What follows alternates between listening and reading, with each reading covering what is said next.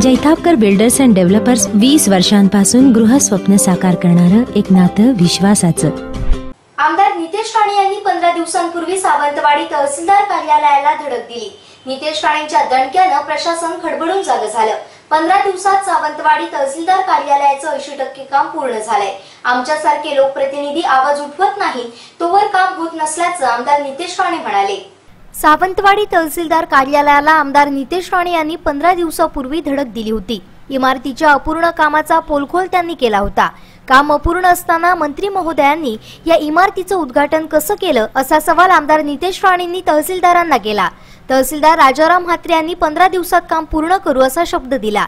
दरम्यान बुधवारी आमदार नितेश राणे यांनी सावंतवाडी तहसीलदार कार्यालयाला भेट दिली व कामाची पाहणी केली। 15 दिवसांपूर्वीची परिस्थिती पाहता 80% काम पूर्ण असल्याचे त्यांनी सांगितले।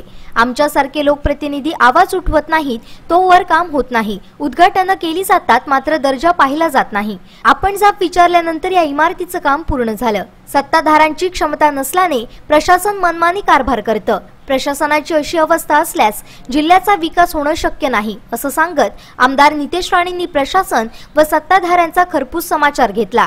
यावेळी स्वाभिमानचे प्रवक्ते संदीप कुडतरकर, तालुकाध्यक्ष संजू परब, सुधीर आडिवरेकर, मंदार नार्वेकर, केतन आजगावकर, संतोष गावस, स्वाभिमान पदाधिकारी, कार्यकर्ते उपस्थित होते। सावंतवाडी येथील तहसीलदार कार्यालयाचं काही दिवसापूर्वी उद्घाटन झालं होतं। या उद्घाटनानंतर आमदार नितेश राणे साहेबांनी या कार्यालयाला भेट दिली होती आणि या कार्यालयामधलं काही काम हे अर्धवट होतं। तहसीलदार राजाराम म्हात्रेंनी 15 दिवसात हे काम पूर्ण करू असं सांगितलं होतं आणि आज 15 दिवसानंतर नितेश साहेबांनी कार्यालयाला भेट दिली आहे। काय सांगाल साहेब? 15 दिवसा अगोदरची जी परिस्थिती होती ती तशी 80% त्यांनी काम पूर्ण केलेलं आहे। आधी 20% काम राहिलेलं आहे। म्हणजे मुख्य सभागृहाचं जो काम आहे ते अजूनपर्यंत पूर्ण झालेलं नाही आहे। माझा मुद्दा एवढाच आहे की हे आमच्या सिंधुदुर्गच्या प्रशासनाची आजची अवस्था आहे।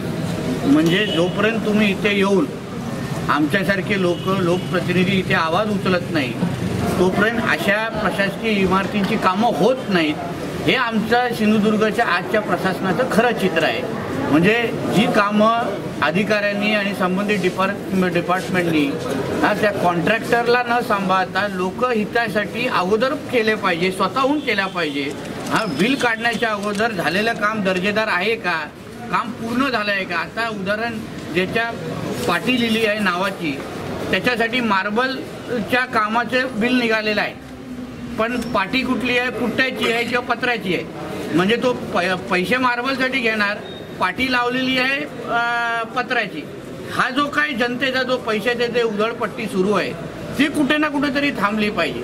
आज अकाउंटेबिलिटी म्हणजे जबाबदारी आज कोणच घ्यायला तयार नाही आहे। प्रशासन असेल किंवा सत्ताधारी येऊन फक्त उद्घाटनं करायची, पण दर्जा कामाचा आहे का ते बघण्याची मग जबाबदारी कोणाची?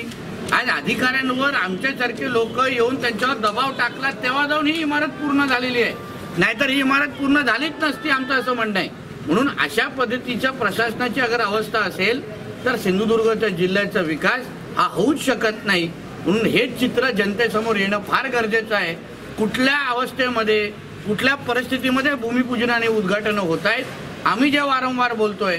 मग BSNLचे टावरचा विषय असेल ते सावंतवाडी तहसीलदार कार्यालयाची परिस्थिती असेल, ह्यांची क्षमताच नसल्यामुळे आज प्रशासनाला पाहिजे ते प्रशासन काम करतंय, हवं ते कॉन्ट्रॅक्टरला खुला हात भेटतोय। म्हणून ह्या गोष्टी थांबवायच्या असतील तर योग्य लोकांची सत्ता आणली तरच हे बदल होऊ शकतं असं आमचं म्हणणं आहे।